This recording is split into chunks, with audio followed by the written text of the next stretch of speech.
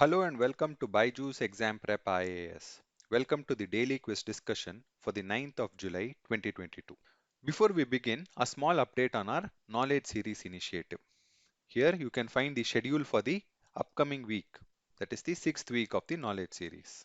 As you know, under our Knowledge Series initiatives, important static topics are taken up for discussion. These short yet comprehensive discussions provide you the complete information on the considered static topic. Also, at the end of these sessions, questions from the participants would be taken up for discussion by the concerned faculty.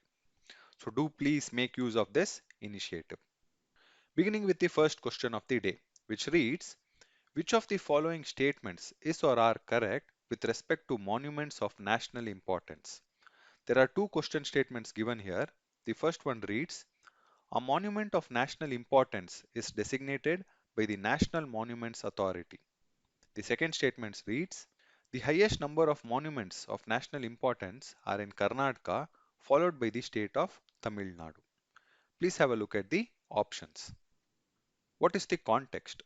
This article from the PIB notes the National Monuments Authority recommending two sites associated with Dr. B.R. Ambedkar to be declared as monuments of national importance.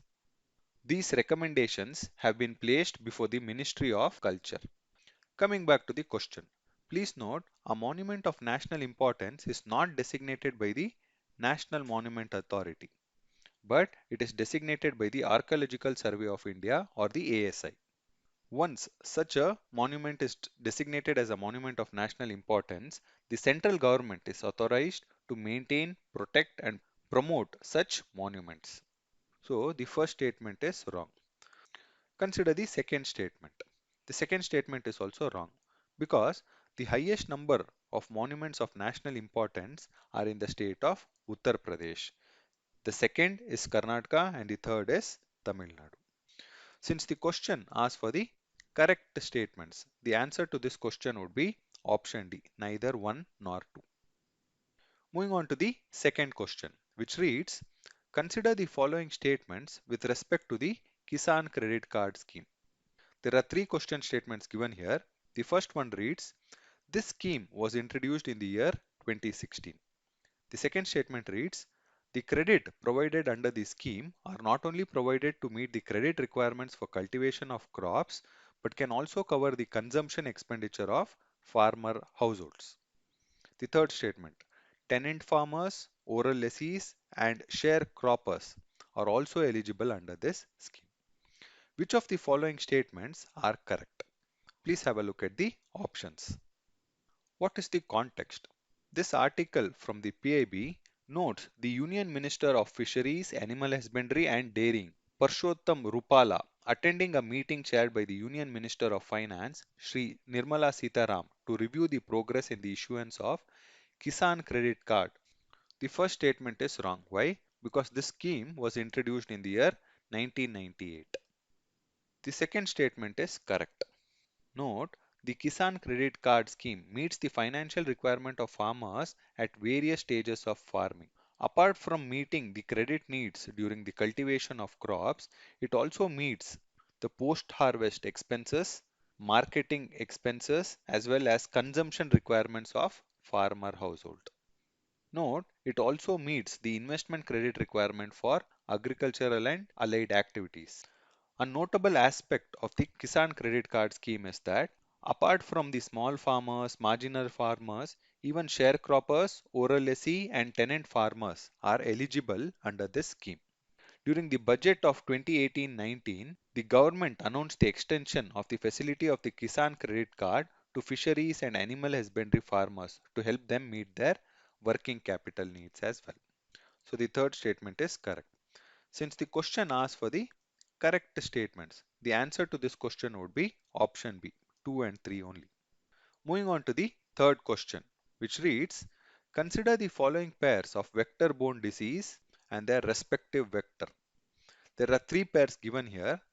The first one being lymphatic filariasis, mosquito. The second one being Japanese encephalitis, tick, and Kala Hazar, sandfly. Which of the following pairs are correctly matched? Please have a look at the options. What is the context? This article notes the Union Health Minister Dr. Mansukh Mandavia exhorting the states to launch Jan Abhiyans with Log Bhagirdari or people's participation to engage citizens and communities to ensure that their homes, premises, and neighborhoods are free of mosquitoes. This call came amid government preparations to tackle the vector-borne diseases. Note, the vector-borne diseases are seasonal and outbreak prone. The major vector-borne diseases in India are malaria, dengue, chikungunya, Japanese encephalitis, lymphatic filariasis, and Kala Hazar. Note, all these diseases except lymphatic filariasis show outbreak during monsoon and post-monsoon period generally. Coming back to the question. The first pair is correctly matched because lymphatic filariasis is caused by infection with parasites classified as nematodes that are transmitted through the bites of infected mosquitoes. Note, the parasite is a nematode, but the vector is a mosquito. The second pair is wrong. Why? Because even Japanese encephalitis is caused by the bite of mosquitoes and not ticks. The third pair is correctly matched because Kala Hazar is an infectious disease caused by a parasite which is transmitted by the bite of an infected sandfly. Note, Kala Hazar is fatal when untreated. Since the question asks for the correctly matched pairs, the answer to this question would be option C, 1 and 3 only. Moving on to the fourth question of the day, which reads, which of the following are features of the hydrocarbon exploration and licensing policy? The first one, separate licenses for different hydrocarbons. Second one, production sharing contract. Third one, graded system of royalty rates. Fourth one, open acreage licensing. And fifth one, marketing and pricing freedom. Please have a look at the options. What is the context? This article from the PIB notes the Ministry of Petroleum and Natural Gas launching open acreage licensing program bid round number 8. This is under the Hydrocarbon Exploration and Licensing Policy, which was promulgated in the year 2016. This Hydrocarbon Exploration and Licensing Policy replaced the new Exploration and Licensing Policy. The Hydrocarbon Exploration and Licensing Policy promised simpler rules, tax breaks, pricing and marketing freedom, and is part of the government strategy to double oil and gas output by 2023 by improving the ease of doing business in the Indian exploration and production sector.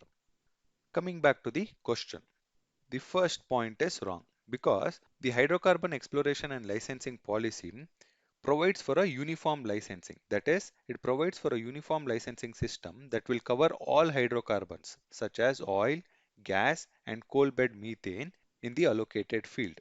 This is unlike the older new exploration and licensing policy, which had separate licenses for exploring different types of hydrocarbons. The hydrocarbon exploration and licensing policy provides for a revenue sharing model as against the production sharing contract mentioned here.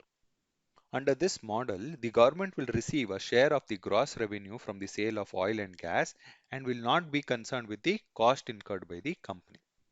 This will reduce the tendency of delays and disputes as observed in the profit sharing model of the new exploration and licensing policy.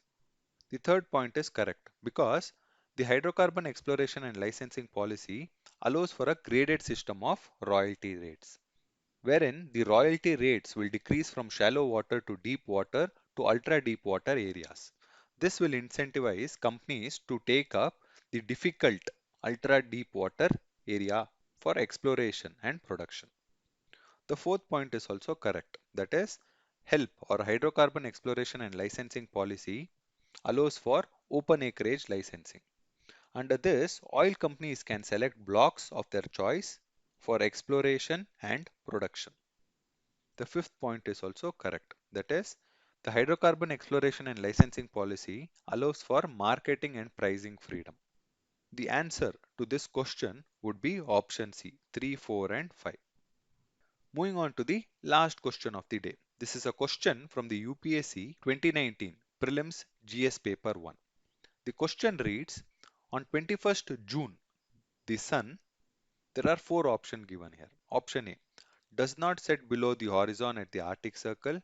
Option B, does not set below the horizon at Antarctic Circle. Option C, shines vertically overhead at noon on the equator. And option D, shines vertically overhead at the Tropic of Capricorn. The correct answer is A. Note, on 21st June, we experience what is known as the summer solstice. During the summer solstice, the sun shines vertically overhead at the Tropic of Cancer. On this day, the days are longer than the nights in the northern hemisphere. This is because on 21st June, the Tropic of Cancer is tilted towards the sun. As mentioned earlier, sun shines vertically overhead at noon at the Tropic of Cancer. As a result, the sun is always above the horizon and does not set below the horizon at the Arctic Circle. Note, the option B as well as option D refer to winter solstice. When the sun shines vertically overhead at noon on the equator, this is known as equinox. Note, we have two such equinoxes in a year. During equinoxes, the length of days and night are equal. Moving on to the fact of the day. Indian Renewable Energy Development Agency Limited, or the IREDA. What is the context? This article from the PIB notes the chairman and managing director of the Indian Renewable Energy Development Agency Limited speaking at the MSME Banking Conclave of 2022. Speaking at the conclave, the CMD assured IREDA's commitment to increase the participation of MSMEs in the renewable energy by offering affordable loan facilities. In this context, let us understand a few basic aspects related to the IREDA. Note, IREDA is a Mini Ratna Government of India enterprise. It is under the administrative control of the Ministry of New and Renewable Energy. IREDA has been notified as a public financial institution under Section 4A of the Companies Act and is registered as a non-banking financial company with the RBI.